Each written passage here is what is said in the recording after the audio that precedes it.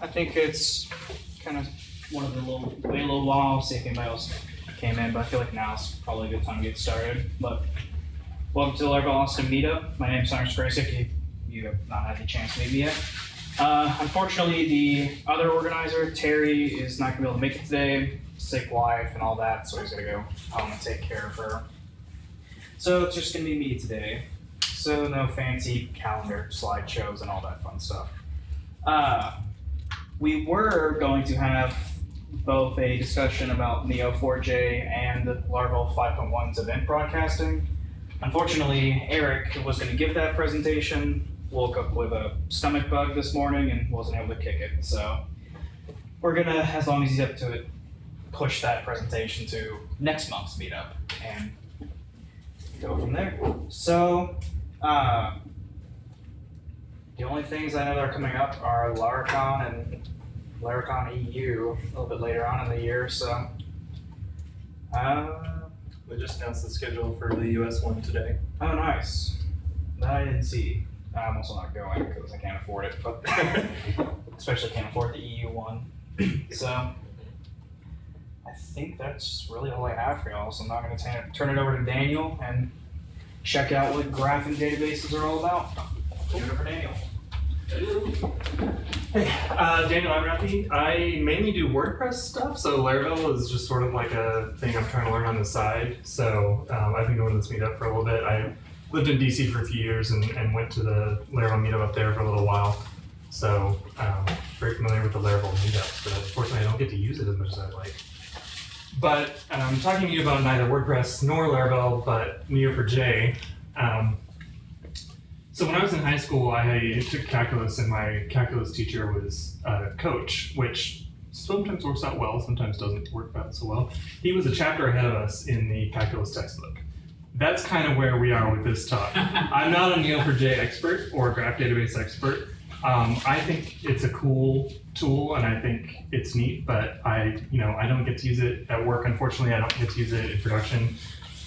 So unfortunately, if you have any really hard questions about it, I won't be able to answer them. But at the end of the presentation, I can point you towards some people that will be able to answer those questions and who know a lot about these things. So I guess really quick survey, who knows what graph databases are and Neo4j specifically? All right, cool. Okay, this is a good crowd for this talk. So if you know what it is, you're already pretty much ahead of these slides. But a graph, at least in this kind of terminology, is what you're looking at here. So we're not talking about graphs as you may have thought about them in high school graphs with x and y axis, those kinds of things. It's a different idea. So what is a graph? It's composed of two concepts. You have heard different terms for these, but in Neo4j they use the terms nodes and relationships. So for other graph systems like Facebook's graph database, you've heard other words, but this is the ones we'll be using tonight. So there's nodes, and then relationships are between nodes. And specifically with Neo4j, they refer to this type of graph as a property graph. And there's a little link here, I guess we'll post this on the Meetup group later, so you can go to follow these links to learn more. But a property graph is sort of a specific kind of graph where there are properties on your nodes and relationships. So you can see here we have a couple nodes. One is an animal, which is actually, you can think of that label animal as just another property on it, but in Neo4j it's a special kind of label, or a special kind of property called label. So we have an animal, and then we have a furnishing, which in this case is my carpet. And the relationship between these two nodes is that the animal, my cat Banana, scratched the carpet, and you can see that there's a direction with this relationship. So it's totally up to you, of course, what the direction is. You can go both. You can have one this way and one the other way. But in this case, Banana initiated scratching on the carpet, so that's what happened. And then later he barfed on the carpet too, so we can have multiple relationships between two different nodes. And also, sorry, I have to point out, you can have properties on the nodes and on the relationships. Yeah. Can you have one-to-many or many-to-many scratches?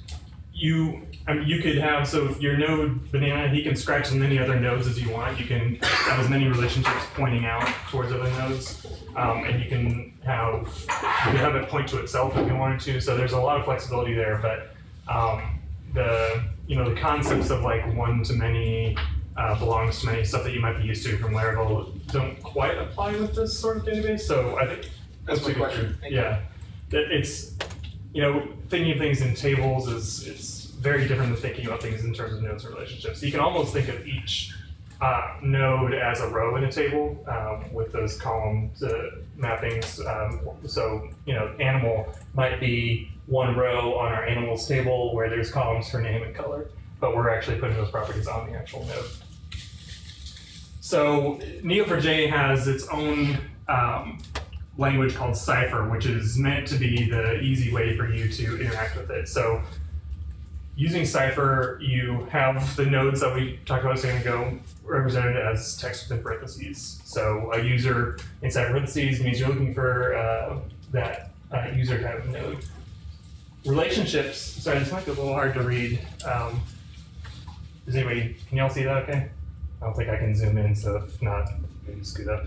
But a relationship is surrounded by square brackets, and the square brackets sit inside of an arrow made out of dashes and angle brackets, and those can go either direction. And then when you move those together, you get what is, I guess you might call a statement in Cypher. So this is saying we have a user, and the relationship between the user and the role is that the user has a role. So what does that look like when we're querying? Well, we have these identifiers. So the node type or the node label is going to be user here, but we're giving it an identifier called foo, and what that does is let us later in the query refer back to it. So if we're trying to do a bunch of stuff with foo, then we don't have to find it again. We just have this reference to it, and then you do that same thing with the relationships. So labels are different between nodes and relationships. The labels they didn't actually used to exist in Neo4j. It used to be you had nodes and then you had just your properties, and if you wanted a whole bunch of person nodes, then you would have maybe a type property and set that to person and create an index on that. And so when I think it was 2.0 or something, they realized, okay, people are doing this a lot, so we're going to add a special property called label. And you can have multiple ones. So you can have somebody who's a person who also has a label of actor. Relationships are a little different in that you cannot have multiple labels. You have a type, and you can only have one. So if you have this one is called purchased, you can't have it be purchased and was activated or something like that. It's just the one relationship. You can have properties on it though, so if you need to get more specific, you can use properties for that. So what would this look like with doing a query? So this is a Cypher query or a part of a Cypher query really. We're looking for a user with a property where the name is Daniel, and with a relationship of purchased at a current time, a specific time stamp. So I know that was like a quick look through Cypher, but really just meant to sort of give you like an idea of like, okay, what does it look like interacting with? So jumping into a more like higher level view, how does Neo4j compare to other databases? It's part of NoSQL family, which is kind of weird because it's very different from them, right? So we have two categories, and this is coming from Martin Fowler of NoSQL databases. You have the aggregate-oriented NoSQL databases. So pretty much everything else you've heard of that's not a graph database and isn't a relational database falls into this category. And then you have your graph databases, which there are more than Neo4j. There's other ones. OrientDB is another really popular one. Neo4j calls themselves the leading graph database, which I tend to believe them based on the amount of chatter I see about graph databases. But usually when you hear people talking about NoSQL databases, they're talking about the aggregate-oriented ones. I think that's becoming less true now, but for sure a couple of years ago, graph databases weren't quite as well known, at least in the developer community. because they were all proprietary. You had, if you had a graph database, it's because you built it in-house, and it sort of knew the idea of having a graph database that you can use. So, okay, so we're not going to talk too much about, or at all really, about how they compare to NoSQL databases, but because most of us probably are very familiar with relational databases, we'll talk a little bit about how they compare with those. So to do that, we're not going to actually build, but we're going to conceptually build a little app about tasks. So we have users, we have tasks. The users can be friends with each other, and the users can create a task, and the users can assign a task, either to another person or to themselves. And we won't really be getting into any code on this, so it'll be more of just looking at the structure of the database. And before I get into the next slide, I'm also not a relational database expert, so if you see an issue, then this isn't meant to be a performance comparison, so if anything's like, oh, you could make that better. This is just a sort of conceptual how you might set it up difference. So in a relational system, you might have three tables like this. You have a users table, a tasks table, and you have a friends table.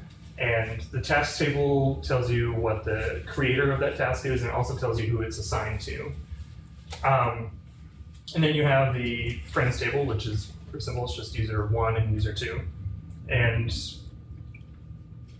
the relationships between them, in a relational system, you have to use joins to find relationships. If it's a complicated one, you may have to have a third table to find relationships between two things.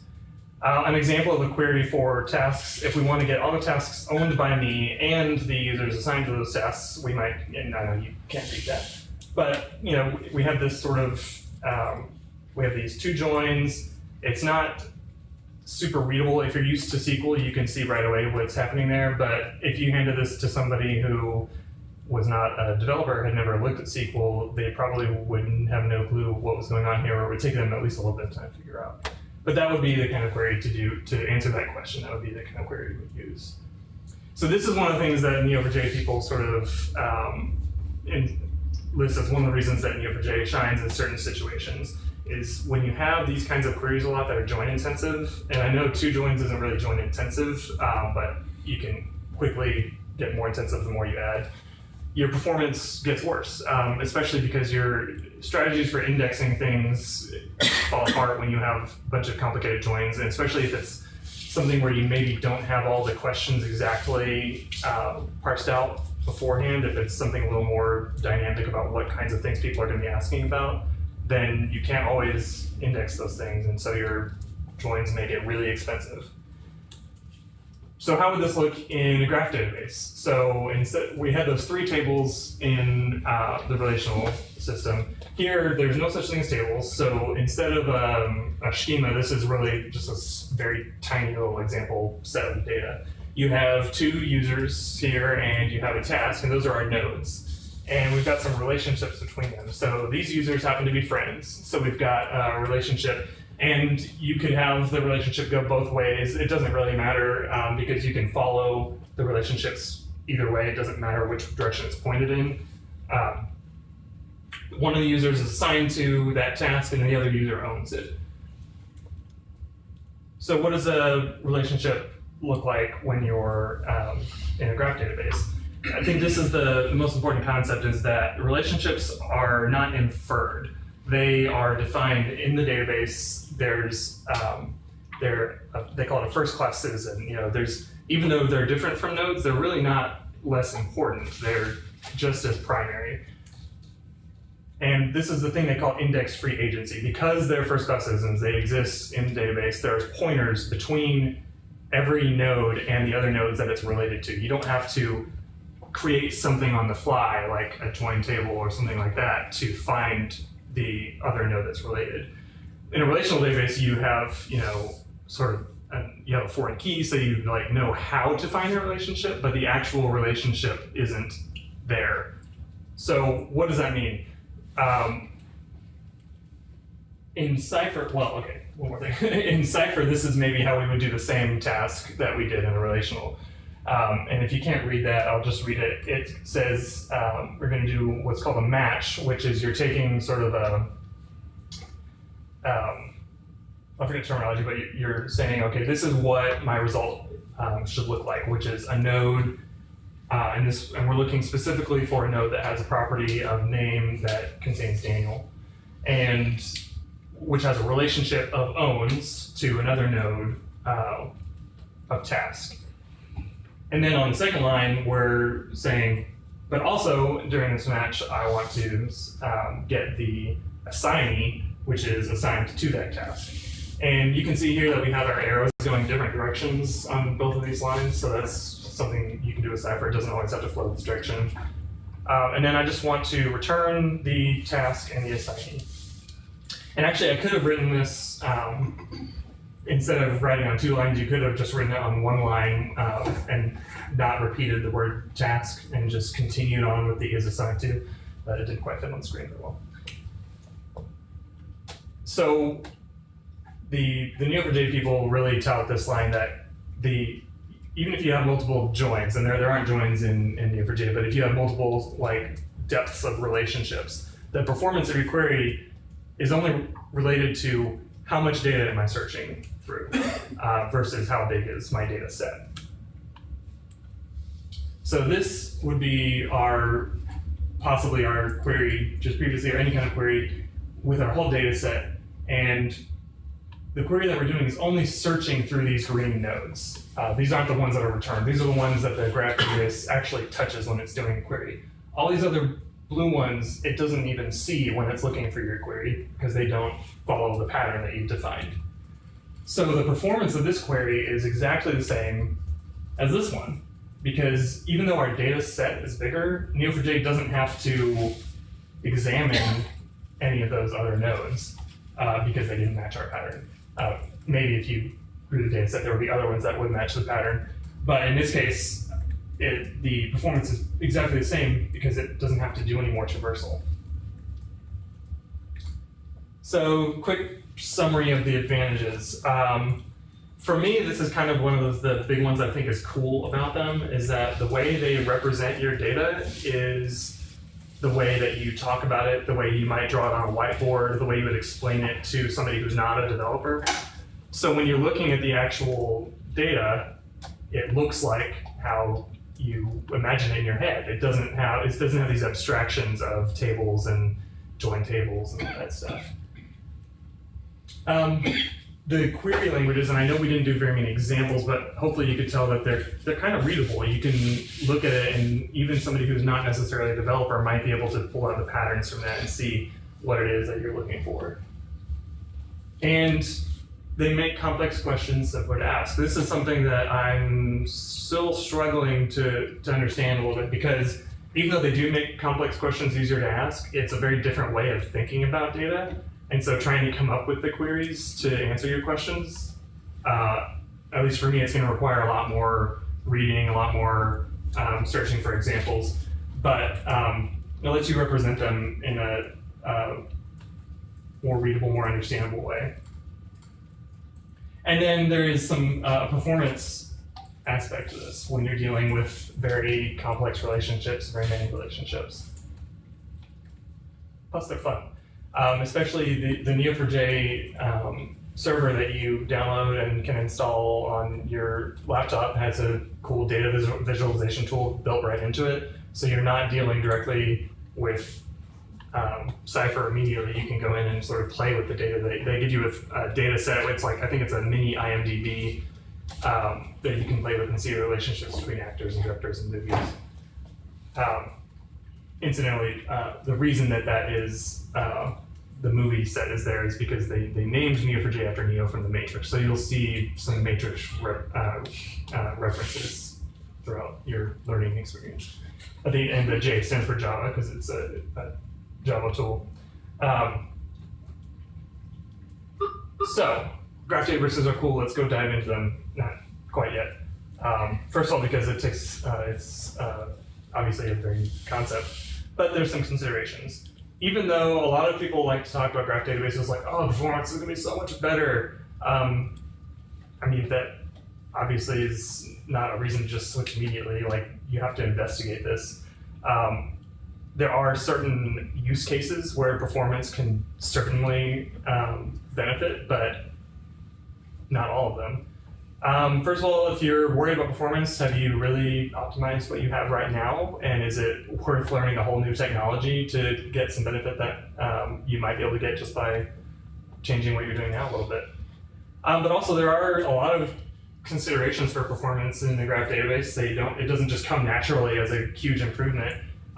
You have to model your data in a way that is best for performance. There's a couple of considerations. For example, they warn you to not have like a God node that everything else is connected to, because then your traversals will end up being a lot longer because it has to search through everything.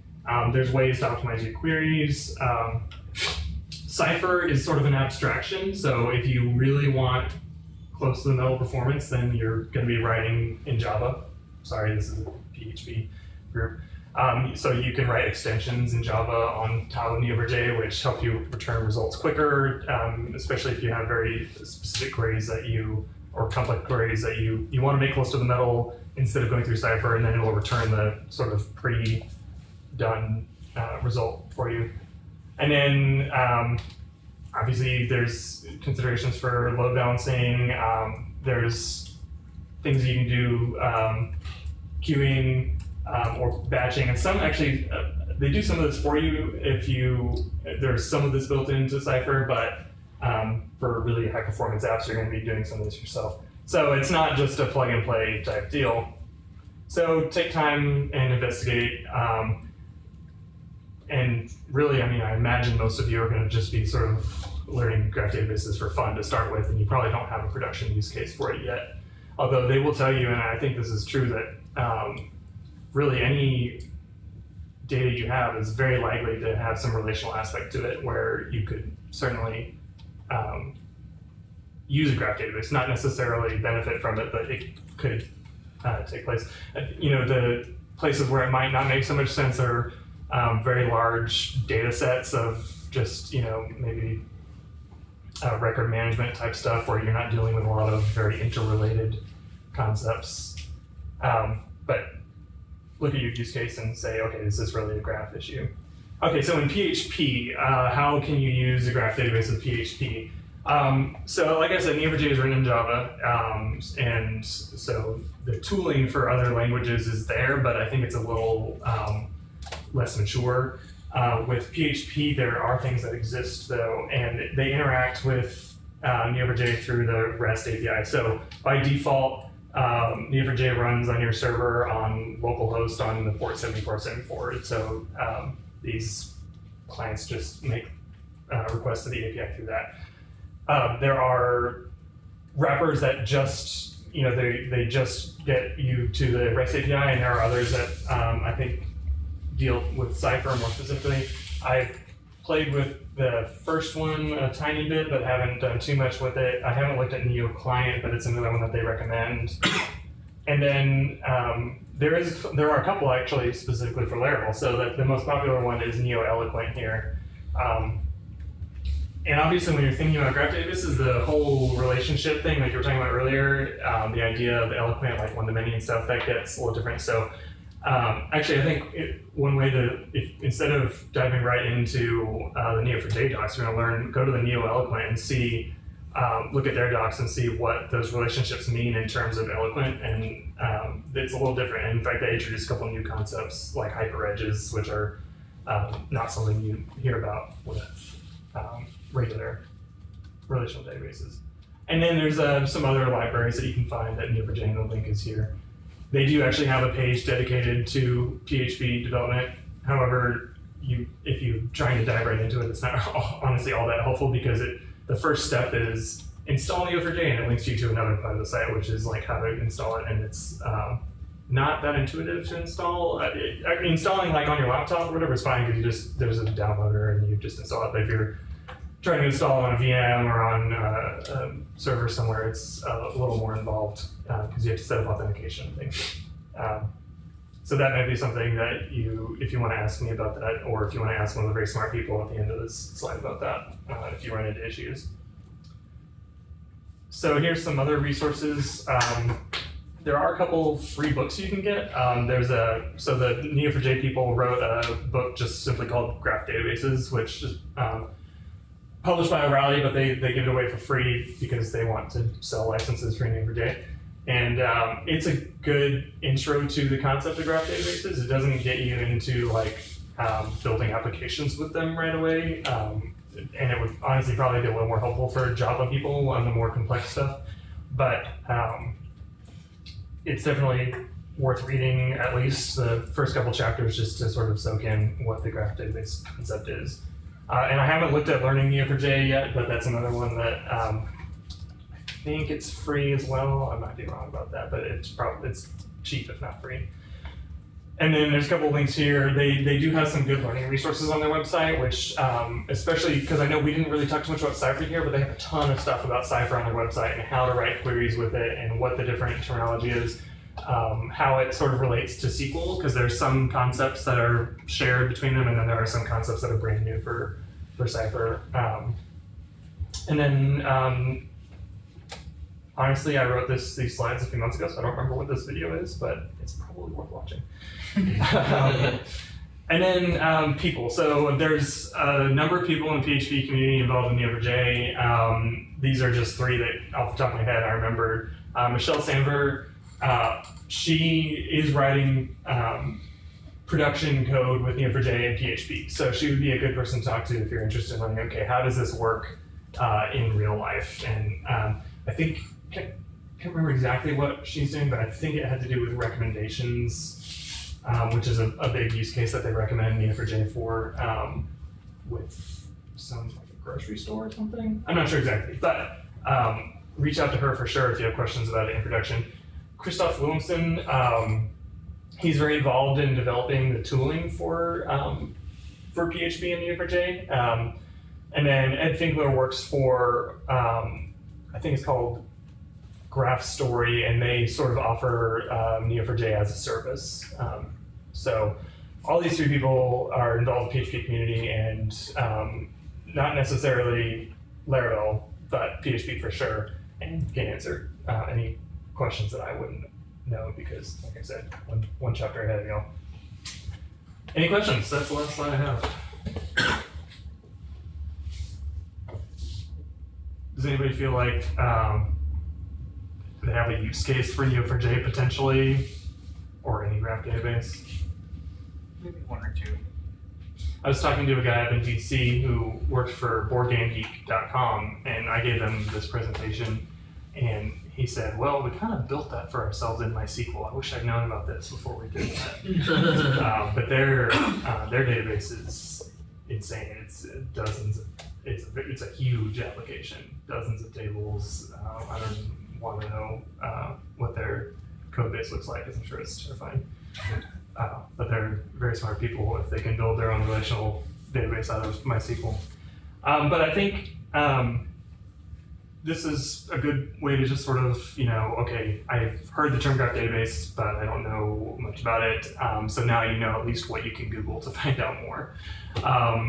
If you guys want to ask me any questions, where is my Twitter handle on there somewhere?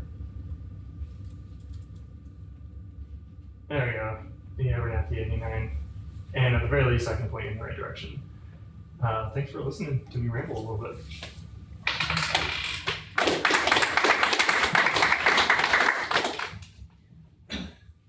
So I was asking you earlier, not a lot of work with our luck getting it to Laravel just yet. Right, yeah, I meant to do like a demo app for this talk, but it's almost like people are busy, right? Yeah. So I'm gonna keep playing with it. Maybe if I do come up with one, I'll send it around on the Meetup group link. Sounds good. And there are existing ones you can find and look at too. The Neo4j website lists a demo PHP app on their PHP resources page. Awesome. Well, if you ever get a working demo, want to come back for a part 2? Yeah, maybe. Completely open. Well, as I said, we were going to have a little presentation about Fed broadcasting, but Eric got sick. So now I kind of want to just open the floor up to just kind of a general Q&A, chit-chat. If you want to brag about something you're working on Laravel, go right ahead. If you're stuck with weird issues and you can't figure it out, hopefully the collective brain power in this room will help you find the answer and not get more lost. So. Did you see the big Forge announcement today? Yes, I did, and that is amazing. For those of you that aren't aware, Forge, one of Otwell's little baby projects of spinning up servers very easy, just added the ability to spin up load balancers. So now you can spin up your load balancer and spin up the servers to connect to that load balancer, all through Forge, and a nice, pretty interface, and you don't have to mess with anything. If he keeps doing stuff like this, I'll never have to learn anything. Exactly. The more he does this, the less we'll have to learn. I'm curious, how many people are using Forge in some capacity right now? Or plan to? I think it's just me. I know my WordPress I've read about it, it's like, cool, and once I get up to that point where I need it. Well, that's kind of scale, Yeah. Besides my mom hitting my site.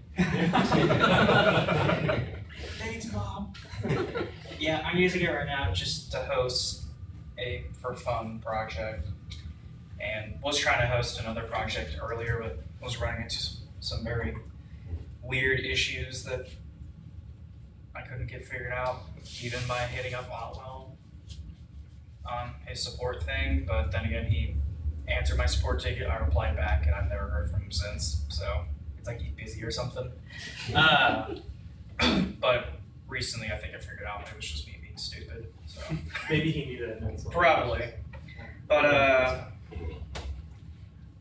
yes, Forge now has the ability to do load balancers, and Forge also can now spin up AWS instances. I believe it used to be just Linode and what is the other one? It's what I'm using, and I'm forgetting the name of the moment. DigitalOcean. There we go. Didn't it eventually launch with AWS and Rackspace support as well?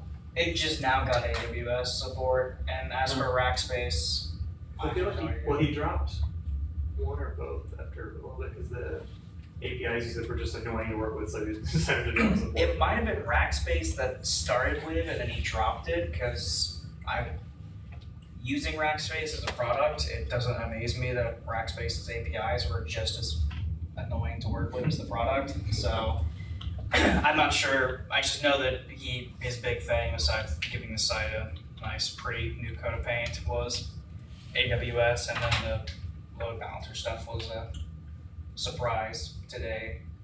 I thought he had more than just the AWS and load balancer announcements, but maybe it's just those two. So were you asking because you're considering or using it? Well, at some point, yeah, I won't need it probably for at least another 6 months, as I'm still absorbing all the info, playing around with it, personal servers. But the other question I was going to ask the group was what favorite plugins and various libraries you guys are using yet. I've Googled that, and I've looked on Stack Overflow, and when people are asking that, and there's a lot of standard stuff, and that's cool. Like guzzles on it. yeah, just like different composer packages that we use. Yeah. Well, personally, my go-to is from Barry VDH, the Laravel IDE helper. Yeah. It's one that is one of my go-tos. Makes using programming Laravel and Phpstorm very quick and easy because it allows you to actually dig into the methods that are underneath the facades, since the facades kind of confuse the IDs, including Sublime 3. So it helps with that, and it recently gained the ability to generate a Phpstorm Metafile, which basically, I have no idea how this works, I just know it does, but if you're doing something like app make, and then you pass in the string of the class name, if you generate the metafile, Phpstorm will then know, okay, they called app make and told it to app make the interface for the cache repository, and then it'll type hint all the methods that would be on that interface without actually directly instantiating anything, and it just kind of knows thanks to the metafile, which is cool. I have no idea how people figured that out, but that's why I do what I'm doing, and they're doing what they're doing. But What was that called again? the Laravel IDE helper, it's from Barry VDH. And just the usual testing things, PHP unit, mockery.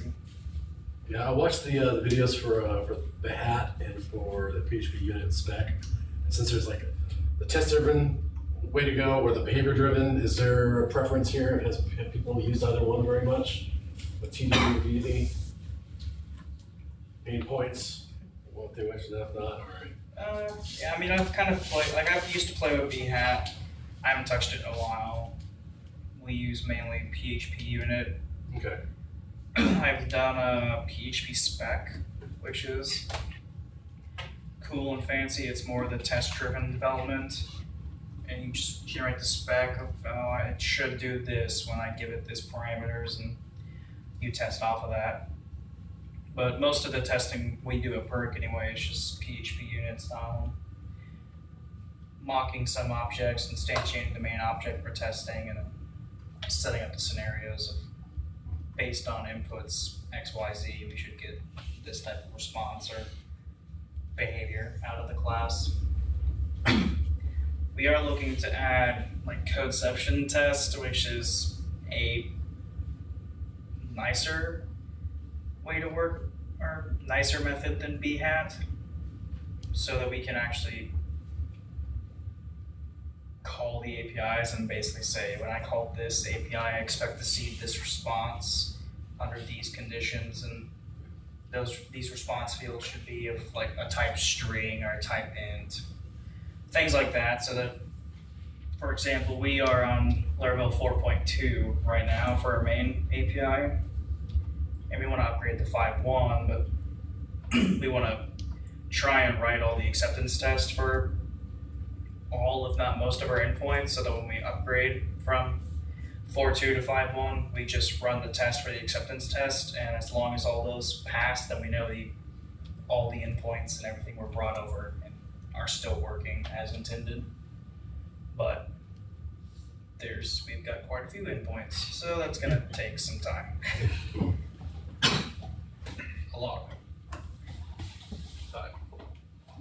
Yeah, those are like, that's really the only go-to packages that I use, and it's just whatever I'm working on. Great, thanks. So I know Roger, because he works with me, but and Daniel, because he just makes it a thing, but anybody actually using like Laravel in a like production style application at work, or is it just something learning on the side for everyone? Learning on the side. Learning on the side. Similar concept. Very nice. But yeah, I use it for a couple of websites. I have a travel website, so I use it for that. So Okay. I've been working on converting the whole thing to it. It's been, I don't know, about 6 months or so I've been doing that, so I'm working on it. Very Was it something custom before or something different framework? It wasn't a framework. It's an old site. It's just no framework. It's, yeah, a bunch of code. the best kind of sites to work from. Yeah. One of our newest coworkers came from a job that their company inherited a 10,000 line single file that was a entire CMS application, just chock full of no like SQL injections and everything. And yeah, they had a lot of fun porting that to a framework. I don't know if it was Laravel at the time, but I am glad I didn't have to go through that Well, nightmare. it's a little bit better to have a single page, True. 10,000 line file than 10,000 file. Horse-sized duck. Yes. There are 500 include statements on this file. Dear God. No, we actually, our V1 API is in CodeIgniter, and we just have this one controller called api.php, and it's probably like 4,000 lines long, and it has all of our V1 API endpoints, and every time we open it, it's just immediately code sniffer and PHP mess detector, if you're using Phpstorm, will just blow up and basically say, I'm sorry, I can't go over this file, there's just too much happening in here, it's just all wrong. And that's always fun. But we're so close to killing that API, that code base off, which is probably going to be the first time I ever even wield a gun, which is I'm just going to print out that one file and take it to the gun range, put it out of its misery. Well, at least we've got one other person in the room using it for production. Are you trying to get it into where you're currently working, or is it just something for fun on the side for projects for anybody who's not using it in production yet? I'm gonna be doing some like a couple little projects for fit rankings. They're using Laravel. Okay. Fit rankings, Phpstorm. Yep. Okay, very cool. It's you compete with your coworkers in the same, and you see who like the fittest in the city is. Like exercise? Exercise wise. Okay. And there's, yeah. I thought maybe it was like some dev term ad. So it's physical exercise, but you can get all these other wearable devices to use their API, and yeah, exactly. Cool. So totally plug it in there. You probably know more than I do. Cool. Nice. Very cool. Yeah, I've been using it for some personal projects as well, and then Lumen obviously is actually one that I've been using at work and building a OAuth server using Lumen, which is nice because it's super fast because there's not a bunch of extra BS that I don't need. But on the negative side, some of the stuff that you're used to like automatically set up for you in Laravel isn't there in the box. Mm-hmm. So today I was trying to do like new user signs up, and we got to send the confirmation email, like new user sign up 101 crap. And I'm testing, I'm like, and go. 500. Okay. Couldn't figure out why. Nothing in the Laravel or the Lumen log, and then finally tailed the actually Apache error log and saw, oh, the Illuminate mail service provider doesn't exist because the package isn't required by Lumen.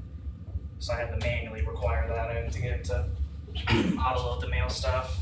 I guess he wasn't intending Lumen to send emails out of the box. So you can just add that particular package as a dependency? Yeah, like I guess if you're using I guess he's got some like tomfoolery or shenanigans going on where if you like try to use the mail stuff and it hasn't been loaded in yet, it knows to look up the like Illuminate mail service provider class and try to load it in to create all the bindings. But if you don't have the package required in, then it doesn't exist in the class map. So all you have to do is require it. Yeah, I just had to do composer require and then go, and it just started working. I was like, cool. I didn't have to do a lot of work. Awesome.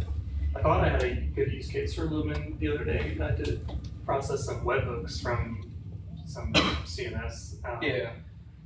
But it turned out to be quite easier I signed up for the free level of Iron.io's Ironworker. Yeah. And it's working out pretty well. So I was like, maybe next time. Lumen's very nice for small things like that, just like processing webhooks, or for us, it was either build the OAuth 2 like server into our V2 API, which just made it even more monolithic, or just build it, which this is actually, I did a one-on-one with Sturgeon over Skype, and Nice. it was more or less his recommendation too. Was he drinking while doing No. He wasn't a tank top, which was kind of different, like a wife beater kind of looking shirt thing. But he was like, "Yeah, sorry, it's hot." I was like, "I'm in Texas. I'm very well aware what heat is like." But his recommendation was to do it as a separate app in whatever language. Obviously, since he's now trying to back away from the PHP because he causes too much crap and is doing Go at work. Yeah. But he actually had a good reason, was instead of having like API.whatever/OAuth will make it its own subdomain, even if it points to the same monolithic app or a separate app. Because if you in the future decide, okay, this is moving fast, but we've gotten as much performance as we can out of PHP, we just can't go any faster, we need to go faster, then you just have to, you can change it to Go or whatever node to where is your OAuth server, and use the same subdomain, and everything just works as long as the expected responses are still the same no matter what language you switch to. So I was like, that's actually a good point. And then I just started Lumen because we're PHP, and I wasn't gonna try and learn Go Right. and then build an OAuth server in it because screw that. Just the OAuth server with packages is a pain in the ass as it is. So. But so if you're planning to eventually switch to Go, why do you start with PHP in the first place? It's not a guarantee that we're gonna maybe switch to Go, because I mean I can't even speak to what's gonna happen with the company as a whole. I mean between now getting this OAuth 2 server in a few years now we could get acquired or something like that, and then that decision's not even mine to make anymore because maybe I'm not with the company. And I said, all right, thanks for the money, see ya, and went somewhere else. So it was just doing as much future planning as possible. Just set it up to where if we needed to, we could convert it to a different language. But for now, let's just keep using the language that we're primarily using at the company, which is PHP. We've had some Ruby stuff in the past, like our queue workers were in Ruby, especially for sending push notifications and all that. And then it just was easier to maintain by switching it over to PHP because our Ruby devs were gone and it was just PHP guys left. So moved that over so we could actually maintain the damn things. But yeah, it was just a future planning step.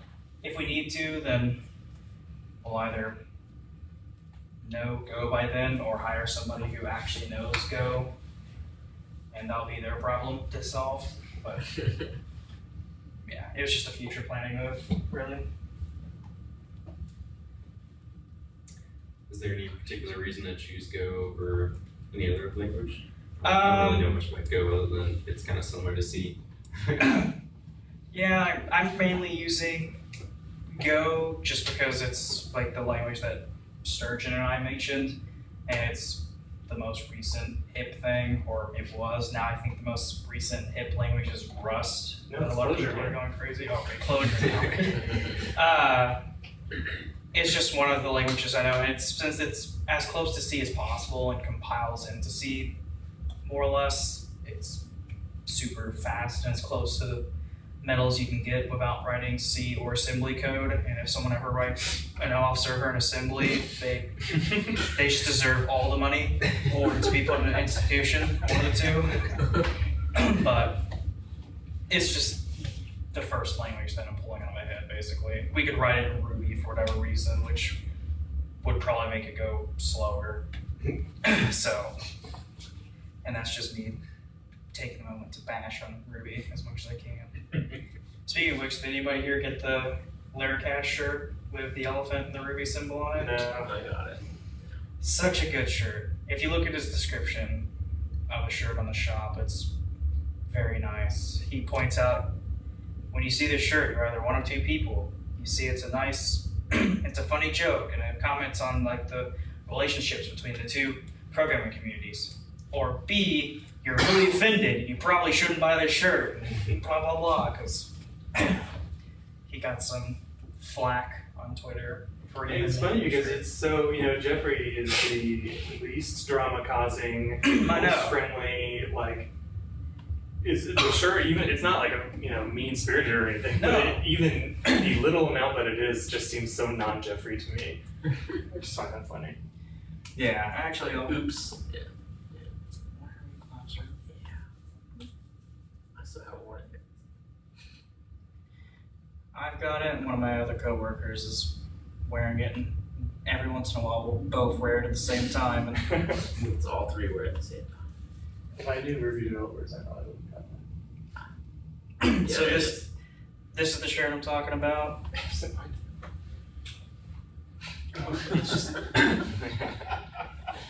So for those out of the loop, tell me what it was all about. So, For me, who's the only one out of the loop. well, I mean, the PHP's Mascot. a mascot is an elephant, and what he's stepping on is a Ruby from the Ruby language, Okay. saying oops. And Actually, it doesn't show in the picture, but on the back, it actually just says, yes, I like PHP on the back. Okay, very good. Got it. No, sorry. So, as in the description, is depending on your personality, be in one or two camps. Oh, great, another shirt that attacks communities rather than bringing them together. Or two, haha, that's funny because it rips both the PHP and Ruby communities at the same time. Yay for friendly banter. Got it. Okay. So he was being very Well, good for him. passive aggressive. He's like, yeah, this is a friendly shirt that pokes fun at both languages. The elephant has no idea what he's doing, and the rubies are being smashed. We're allowed to be playful, yes? So, I just found it funny. My personal take on it is that PHP's clumsy, because it is Everywhere. clumsy as a language, and Ruby can kind of falter and fall apart under a lot of pressure. I mean, the biggest complaint I hear about Ruby is it's great for prototyping and getting something built quickly, but then when you have to scale it, you start to run into issues. But that's what I've Which is heard. what a lot of people say about PHP. I know, which I hear that too, so then I'm like, well, wait, who the hell's writing more? Like, do we have any idea what we're talking about? Yeah, and then you look and it's like, oh, well, there are huge, gigantic, enormous sites built in both. So Exactly. yeah, like I'm listening. I mean, Facebook is in PHP. It's it's now a hack now, but it's still Well, at its roots PHP. the parts that aren't Go, Clojure, or whatever, Yeah. they feel like writing their stuff in. Yeah, it was originally in PHP at least. Now it's in all kinds of fun languages because they're big enough to actually be able to play with those languages and not care. Meanwhile, the rest of us are like, oh, I want to play with that fun language, but I can't because if I break production, I'm fired. Or in a lot of crap. So, definitely, the shirt's very nice. It's actually very comfortable too, which is Nice very material. Yes, the very nice, comfortable breathing material, which is great for Texas if we ever decided to stop being Seattle and go back to being Austin and have the 100-degree summers, but Seattle's actually having a drought right now. I just came back. yeah, that's what I've heard is that apparently Austin and Seattle traded places. We got all the rain and they're currently trying to figure out what the hell this bright, shiny thing in the sky is. Same with London. They're apparently losing their crap over there. But it's a very cool shirt. I like the other ones too, but this one I just had to get because I like giving people a hard time. And the shirt just makes that even easier. So next week is the broadcasting talk? Next month. Or next month? That's the idea. I haven't checked to see if Eric's responded to my email yet. He's probably still asleep or still being sick from whatever stomach bug he has. So as soon as I hear from him, I'll send out a email, Facebook, whatever update saying what we got in store. And I'm going to say this every meetup because why not? But if you have a topic you would like to talk about that has to do with Laravel, or even if it has to do kind of with Laravel but isn't fully about it, for example, like our Neo4j discussion wasn't directly Laravel related, but something you could use with Laravel, feel free to talk to Terry and I, either message us at the meetup, send us an email, reach out to us on Twitter. We would love for everyone to give talks, mainly because we're sure y'all getting tired of Terry and I always standing up here and talking, and you probably want to hear somebody else talk every once in a while, so if you've got something, bring it to us. You don't even have to be an expert in the field. If it's something you think is cool, if you think it's cool and you just gotta talk about it, go for it. We've had some very interesting talks in the past. When I started, we had a talk about basically just programming practices and knowing when to extract things, abstract and all that fun stuff. And I actually started, before I was a co-organizer, doing a multi-part talk on building REST APIs, which maybe one day I'll revive, maybe. I kind of killed it halfway through because I could tell everyone was getting bored. But yeah, so just let us know. We'd love to have more people come and talk. But if no one has any other questions or anything they are stuck with and would like help figuring out, that's really all I got for the meetup. Y'all are free to sit around and chit chat if you want. We got the room till 9. Yeah, thanks for coming out, everybody. Thanks for listening. So basically a 1 hour hackathon. Yeah. Let's do it.